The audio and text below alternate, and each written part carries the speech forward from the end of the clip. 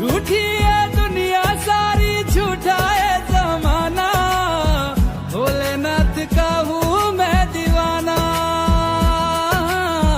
भोलेनाथ का हूँ मैं दीवाना।